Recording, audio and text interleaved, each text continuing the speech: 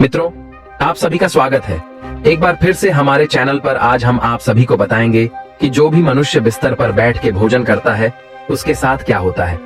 इसके पीछे की गहन जानकारी हम आपको आज के इस वीडियो के माध्यम से मिलेगी और ये बात हमारे शास्त्रों में भी निहित है। चलिए शुरू करते हैं। मित्रों, एक समय की बात है, यमराज और चित्रगुप्त यमलोक में बैठकर आपसे में कुछ बातें कर रहे होते हैं कि अब चित्रगुप्त ने बातों ही बातों में यमराज जी से पूछते हुए कहा, हे प्रभु, किस कारण से मनुष्य की अकाल मृत्यु हो जाती है? साथ ही ऐसे कौन से मनुष्य हैं जिनको संतान का सुख नहीं मिलता है और बहुत से ऐसे मनुष्य हैं जिनकी मृत्यु शिशु अवस्था में ही क्यों हो जाती है? इसके पीछे का क्या कारण है? तब यमराज जी चित्रगुप्त से कहते हैं कि हे चित्रगुप्त, तुमने यह बड़े ही उचित प्रश्न किए हैं। हे चित्रगुप्त, इन सभी प्रश्नों का उत्तर मनुष्य की आदतों में ही छिपा होता है। एक मनुष्य जिस प्रकार का आचरण करता है उसे उसी के अनुसार सुख और दुख भोगने पड़ते हैं। मनुष्य की अकाल मृत्यु होने के पीछे भी उसकी आदतें ही कारणदायी होती है। अब यमराज जी चित्रगुप्त से कहते हैं, हे चित्रगुप्त, मैं आपको इस विषय में एक कथा सुनाने वाला हूँ जो सभी मनुष्यों के लिए बहुत ही कल्याणकारी है। इस कथा में मनुष्य के आचार विचार, अच्छी और बुरी आदतें तथा जन्म मृत्यु के विषय में बहुत ही महत्वपूर्ण ज्ञान दिया गया है। इस ज्ञान को कभी आधा अधूरा नहीं सुनना चाहिए। तो चलिए बिना देरी किए शुरू करते हैं। यमराज जी कहते हैं, हे चित्रगुप्त, किसी समय की बात है, धरती लोक पर एक अत्यंत सुंदर नगरी थी। उस नगरी में एक धनवान सेठ रहा करता था जिसका नाम आत्माराम था। आत्माराम बहुत ही मेहनती था। उसने अपनी मेहनत से बहुत सारा धन इकट्ठा किया था। वह एक व्यापारी था, उसका बहुत बड़ा व्यापार था और साथ ही उसके पास बहुत सारा खेत था। पूरे नगर में आत्माराम जितना धनी इंसान दूसरा और कोई नहीं था। सौभाग्य से आत्माराम के 3 पुत्र थे और 2 पुत्रियां थीं। आत्माराम की पुत्रियों का विवाह हो चुका था। आत्माराम के 3 बेटे उसी के साथ रहते थे और उसके कामकाज में उसकी सहायता करते थे। आत्माराम का बड़ा बेटा किशन बहुत ही समझदार और बुद्धिमान था। वह अपने पिता के सारे कामकाज को संभालता था। छोटा बेटा गणेश भी खेती का सारा काम देखता था और खेत के सारे काम करता था। और तीसरा सबसे छोटा बेटा अभी भी पढ़ाई करता था। आत्माराम के दोनों बड़े बेटों का विवाह हो चुका था। अब कुछ समय बाद पढ़ाई खत्म होने पर उसने उसके छोटे बेटे का भी विवाह करा दिया और उसे भी अपने व्यापार के कामकाज में लगा दिया। सेठ के ऊपर भगवान की कृपा थी जिस वजह से उसका सब कुछ ठीक चल रहा था। अब इधर कई वर्ष बीत जाते हैं। अब आत्माराम के बेटों ने उसके व्यापार को और बढ़ा दिया और जब आत्माराम की मृत्यु का समय निकट आया तो उसने संपत्ति का बंटवारा करने का सोचा और अपने तीनों बेटों को बराबर हिस्सा करके उसने अपनी सारी संपत्ति तीनों बेटों के नाम कर दी और बड़ी ही प्रसन्नता से उसने मृत्यु को गले लगा लिया। आत्माराम की मृत्यु के बाद उसके तीनों बेटे अपने अपने हिस्से में मिली संपत्ति को संभालने लगे। अब ऐसे ही समय बीतता चला गया। जब भी उनके पिता आत्माराम का श्राद्ध होना रहता था तब वह सभी अपने अपने घर पर हर साल अपने पिता का श्राद्ध करते थे और नदी में जाकर तर्पण भी करते थे जिससे आत्माराम की आत्मा को शांति मिले। अब भगवान की कृपा से आत्माराम के बड़े बेटे को 3 अत्यंत सुंदर पुत्रों की प्राप्ति हुई। फिर छोटे बेटे को 2 पुत्र और 1 पुत्री हुई, लेकिन सबसे छोटे बेटे को कोई संतान नहीं हुई। 5 साल बीत चुके थे लेकिन सबसे छोटे बेटे को अभी तक कोई संतान नहीं हो पा रही थी। उसने कई उपाय भी किए लेकिन उसे कभी संतान सुख नहीं मिला, जिस कारण से वह सदा ही दुखी और निराश रहने लगा।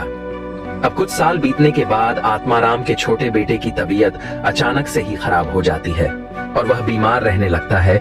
उसने अपनी बीमारी के इलाज में अपने पास की सारी जमा पूंजी खर्च कर दी। वह दूर दूर से वैद्य हकीमों को बुलाकर अपना इलाज करवाता था। बीमारी के कारण वह अपने कामकाज पर ध्यान नहीं दे पा रहा था, इसीलिए उसकी परिस्थिति और भी अधिक खराब होने लगी।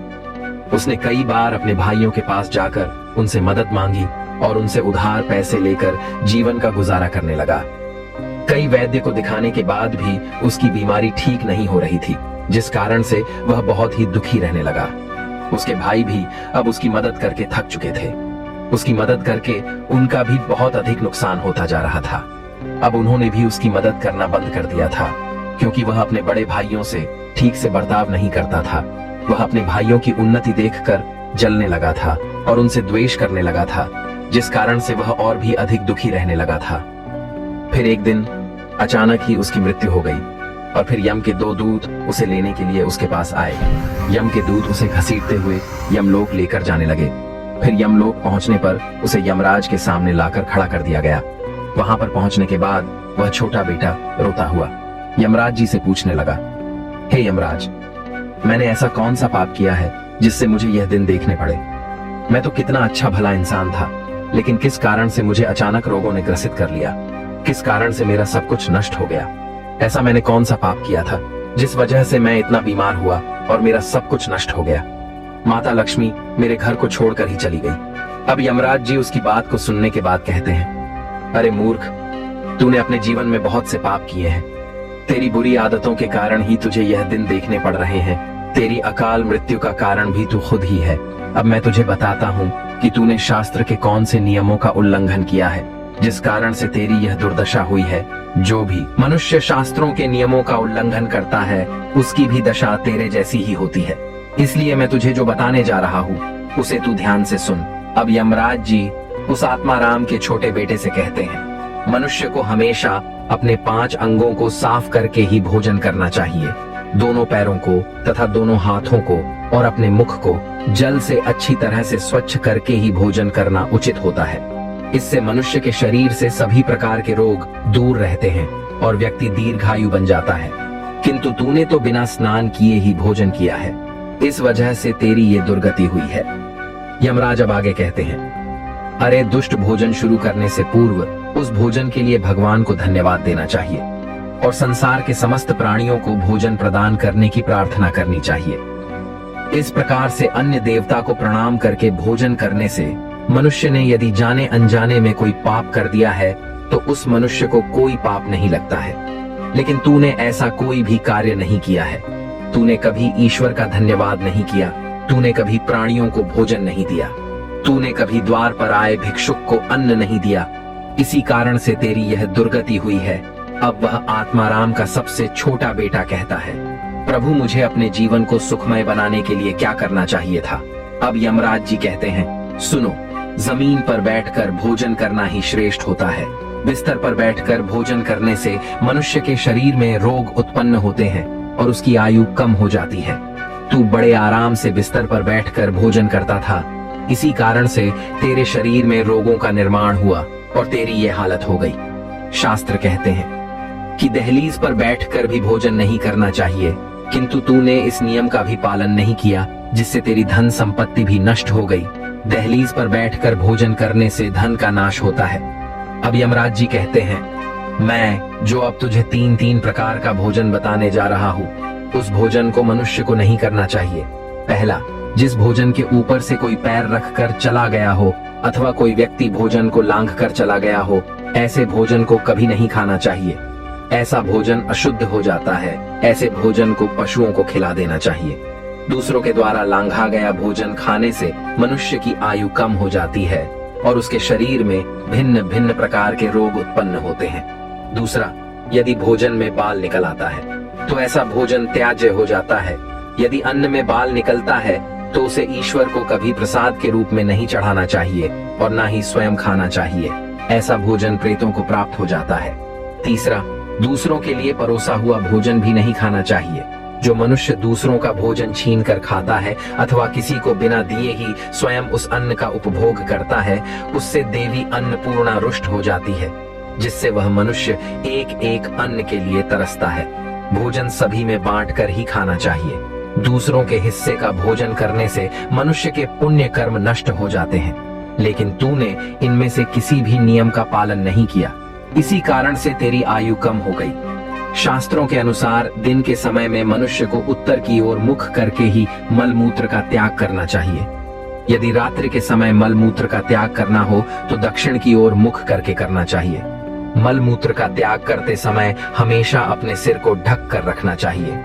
किसी भी पेड़ के नीचे, कुएं के पास, नदी के किनारे के गौशाला के पास, देव मंदिर, अग्नि के पास तथा शमशान भूमि के पास कभी मलमूत्र का त्याग नहीं करना चाहिए।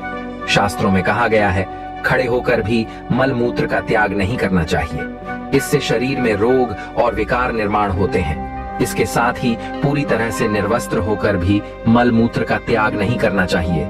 चलते चलते कभी पेशाब नहीं करना चाहिए। इससे जीवन में दुर्भाग्य आता है।